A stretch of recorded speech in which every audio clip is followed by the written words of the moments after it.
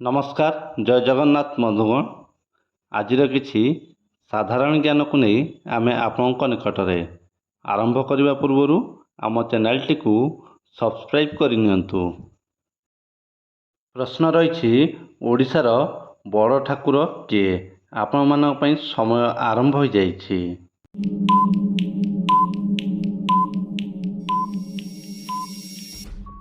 उत्तर श्री जगन्नाथ।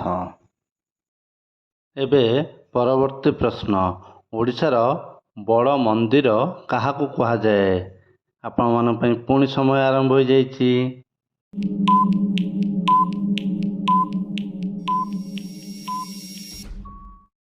उत्तर पुरी श्रीमंदिर। ओडिशार बड़ नदीर नाम कौन अटे?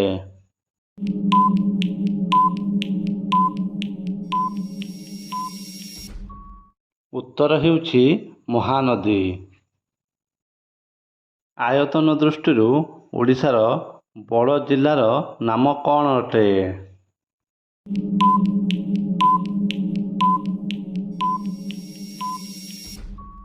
उत्तर हेउछि मयूरभंज जिला। सेहीपरि लोकसंख्या दृष्टि ओडिशार बड़ जिल्लार नाम कौन अटे?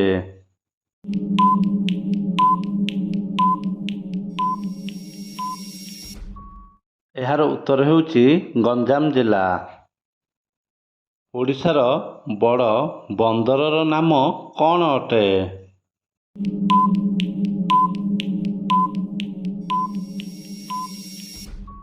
उत्तर हेउछि पारादीप बंदर।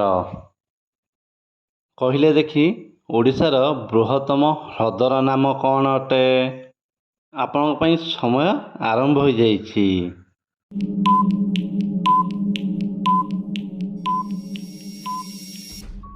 उत्तर हेउछि चिलिका। एबे कहिले देखि ओडिशार बृहत्तम सब डिविजन नाम कौन अटे?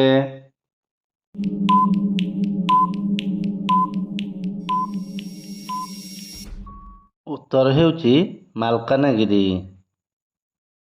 आपण मानक पई एक सहज प्रश्न, कहिले देखि ओडिशार बृहत्तम सहरर नाम कौन अटे? एबे समय आरंभ हो जाइछि।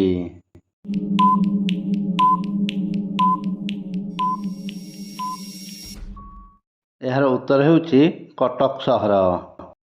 ओडिशार बृहत्तम विश्वविद्यालयर नाम कौन अटे?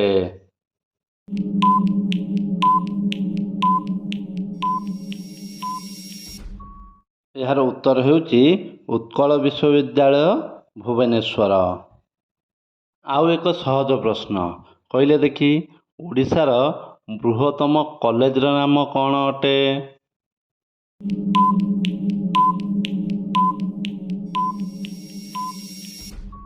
उत्तर हेउछि रेभेन्सा कॉलेज कटक।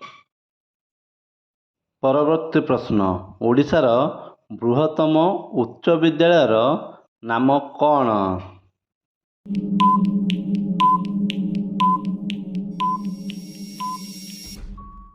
एहार उत्तर हेउछि रानीहाट उच्च विद्यालय कटक। एबे कहिले देखि ओडिशार सबुठारु बड़ बस स्टैंडर नाम कौन अटे?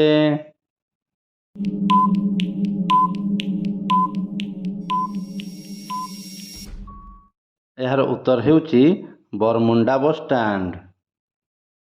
ओडिशार बृहत्तम स्टाडियमर नाम कौन अटे?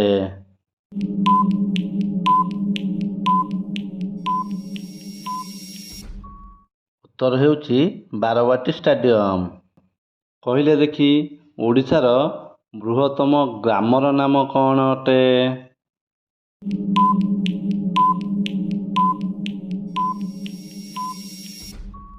उत्तर हेउछि भुवन ग्राम, जहा ढेंकानाल जिले में। बंधुगण, कहिले देखि ओडिशार बृहत्तम जलप्रपातर नाम कौन अटे?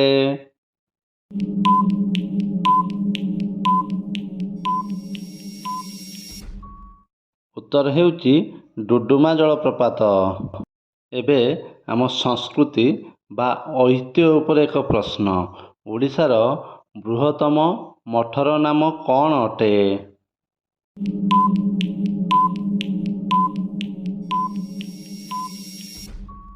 ଉତ୍ତର ଏମାର ମଠ, ପୁରୀ।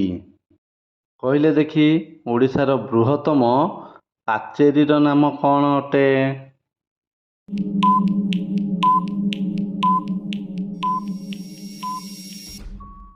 ଉତ୍ତର ହେଉଛି ପୁରୀ ଶ୍ରୀମନ୍ଦିରର ମେଘନାଦ ପାଚେରୀ।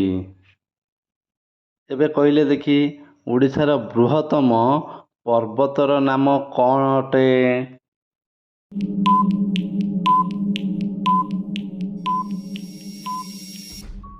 ଉତ୍ତର ହେଉଛି ଦେଓମାଳି ପର୍ବତ, ଯାହା କୋରାପୁଟ ଜିଲ୍ଲାରେ ଅବସ୍ଥିତ। ଏବେ ଏକ ଗୁରୁତ୍ୱପୂର୍ଣ୍ଣ ଓ ଶେଷ ପ୍ରଶ୍ନ। ଓଡ଼ିଶାର ବଡ଼ ଡାକ୍ତରଖାନାର ନାମ କ'ଣ ଅଟେ? ଆପଣଙ୍କ ପାଇଁ ସମୟ ଆରମ୍ଭ ହୋଇଯାଇଛି।